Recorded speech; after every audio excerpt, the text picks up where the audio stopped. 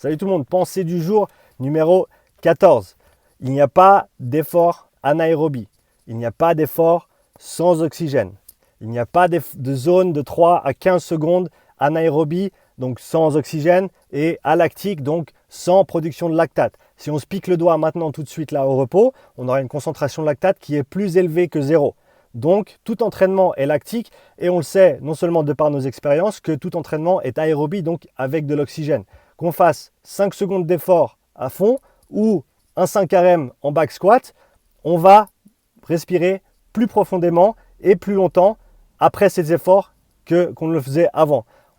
Pendant l'effort, on a utilisé l'oxygène qui était disponible dans les muscles et dans l'organisme et on a une dette d'oxygène qu'on a créée, une dette qu'on doit repayer. Et pour ce faire, notre système cardio-respiratoire va travailler plus dur pendant une certaine période pour repayer cette dette. Donc on le sait maintenant, non seulement de par nos expériences de tous les jours, non seulement nos expériences d'entraînement, mais aussi de par la science et les choses qu'on peut maintenant mesurer au niveau des tissus musculaires, que l'oxygène est utilisé dès le premier instant de l'effort. Donc tout entraînement est aérobie et tout entraînement est lactique.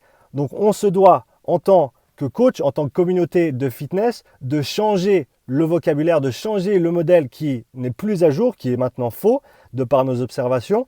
Et on se doit de trouver un meilleur modèle, on se doit de trouver un meilleur vocabulaire aussi pour exprimer ce qui se passe au niveau physiologique, parce que juste parce qu'on a toujours dit anaérobie à lactique, c'est pas une assez bonne raison pour continuer à dire ça si on sait en plus qu'au niveau des processus qui se passent, on va dire sous le capot, ces processus-là ne sont pas anaérobie et ne sont pas lactique. Donc je vous invite à reconsidérer ce modèle des filières énergétiques, à trouver une meilleure façon d'exprimer les choses, à trouver un meilleur modèle qui soit plus proche de la réalité pour faire avancer le monde du fitness, pour faire avancer le monde de la performance.